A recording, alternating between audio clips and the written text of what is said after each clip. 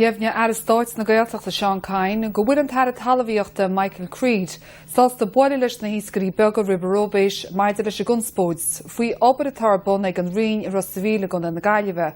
While is tos le cheir scór duine idir híscarí beaga, onadíthe peibli, agus muintir Rossaville a hálan na tolaí gon na mara a réid, le togran na rinne a phlé.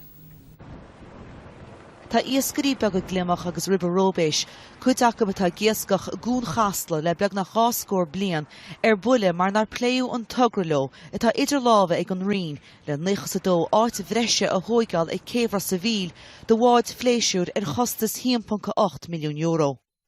Tá na hiascarí buile mar gur tógiú potaí ón gún an bhí se caite le bealach a dhéanamh an tugra. Ní múna sásta sa bhí daoine ag cruinniú na réad nach ra anadí ón rion ar an na Gaeltacht Sean Kine an máistir cún nó coiste chalafort Rossaville i láthir le ceistena ar agart.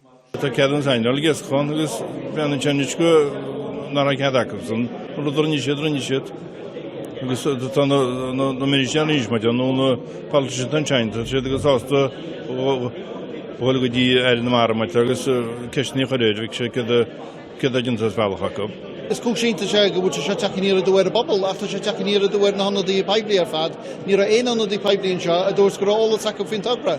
Sin rud a chun tánaíonnta sarm, nuair atá bainte Green Start leis, nuair atá airgid Start chacha leis. Deir an teachta dá le Catherine Conley go bhfuil ceistena le freagart ag an rion ó híomh cearta dlíthúil na níoscarí. Ní rá siad an anna rá lumsa cá bhfuil na cápaisí le feiceáil a háléiríonn an réiteach atá an module na híscarí. Ag leart le noch TG Cairne, deir ar na Gaeltacht Sean Kine go bhfuil an tar talmhaíochta Michael Creed sásta bula leis na hiascarí beaga le an cása phlé. Idir a dálíonn tá potaí cuireráis ag na hiascarí beaga le seachtain na nuas, agus deir siad má bhí na neamhse go bráide a lún go mééis siad a giascach i gún chasla. Sin ní neachtain nuacht TG Cair.